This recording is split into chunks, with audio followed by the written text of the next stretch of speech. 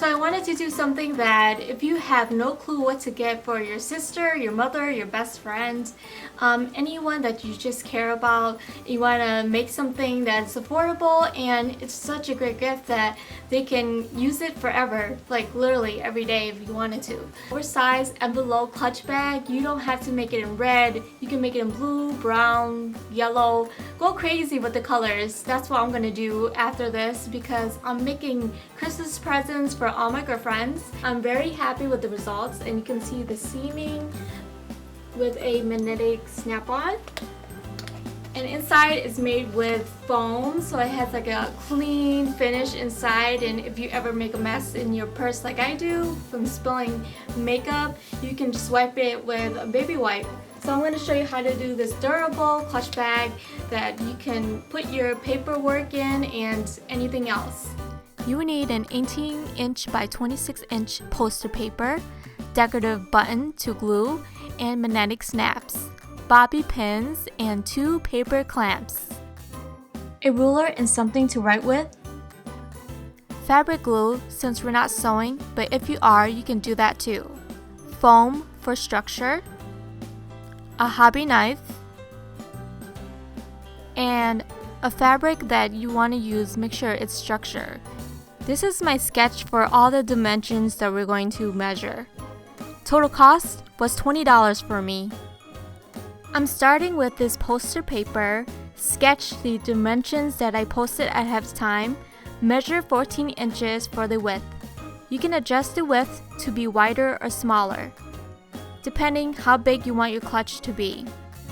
Take your time when measuring to make a bunch of straight lines. For the first length, measure 8 1/4 inch. Now that we have 2 markings, we're going to make a right angle to form a large rectangle. So this will be your first length. We're going to continue with this rectangle shape onto the second length, marking 8 by 9/16 of an inch. Repeat these steps and make sure you take your time following the lines that you just made.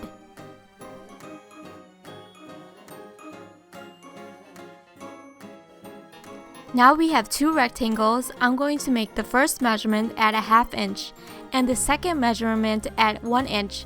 This will give you a total of 1 1/2 inch. This is the space in order for your flap to fold back and forth and have room to store your products. Find the middle, 7 1/6 of an inch. Going to make your tab, which is 9 11/16, but you can make a smaller or larger triangle if you want. I'm using a hobby knife to cut out my outline. It's a lot quicker, but you can also use scissors. I'm making folds into the poster paper by lightly etching with the knife to the horizontal lines I made. Repeat 3 more times to see how your bag will look like soon.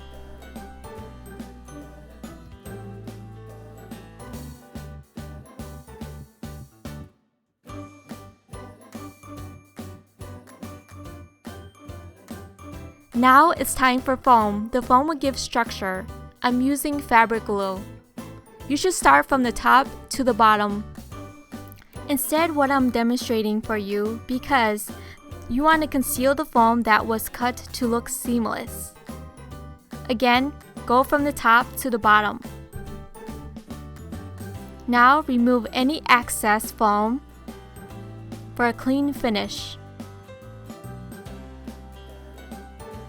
I chose vinyl fabric, so I'm going to glue this to the back of that fabric.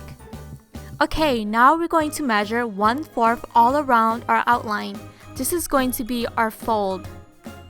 Repeat the steps for the second outline. That will be the part where we're going to cut out. I'm going to cheat by just gluing the edge together so that I can find my second markings, but again, you can measure 1/4 an inch to be precise. Now we're going to fold our vinyl in half. I'm using bobby pins to secure. Make sure you have a lot of bobby pins so that the glue stays intact. The glue takes about 24 hours to dry.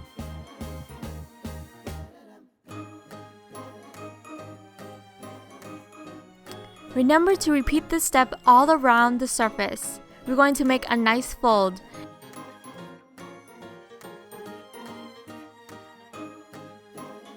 In 35 minutes, remove all the bobby pins from the side. So we're going to glue the two rectangles together. Add glue to the side vinyl or leather fabric.